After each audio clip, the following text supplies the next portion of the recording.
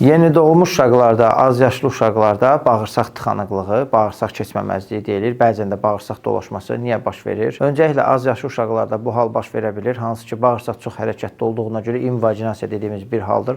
Bağırsaq iç-içə girərək düyünlənir və nəticədə bağırsaq keçməməzliyi yaranır. Bağırsaqlar çox aktiv və hərəkətli olduğuna görə bunlar öz ox ətrafında fırlana bilərək burulma da verə bilir ki, bunlar hansı ki, keçməməzliyi və tıxanıqlığı yaradır və bəzən də hansı ki, az yaşlı uşaqlar başa düşmədiyindən hansıca bir əşyalarını, oyuncaqlarını udaraq o bağırsaqları deşə bilir. Məsələn, maqnitlər uda bilirlər və yaxud keçməməzlik yarada bilir. Bəs yeni doğmuşlarda bağırsaq keçməməzliyi niyə yaranır? Yeni doğmuşlarda bağırsaq keçməməzliyi bu ana bətnindən yaranır. Var 12 barmaq bağırsaq keçməməzliyi, var nazik bağırsaq keçməməzliyi. Bunlar bağırsağın hissəvi olmaması, hansı ki, atreziya dediyimiz halda yaranır ki, və bu xəstəliklər doğular-doğulmaz cərrahi müdaxilə olunaraq aradan qaldırılmalıdır. Az yaşlı uşaqlarda invaginasiya və bağırsaq dolaşmaları isə konservativ şəkildə də müalicə oluna bilər. Yəni invaginasiya hansı ki, konservativ yolla və yaxud hava müdaxiləsi ilə açıla bilir. Əgər açılmadığı halda o zaman cərrahi müdaxilə olunaraq aradan qaldırılır. Təşəkkür.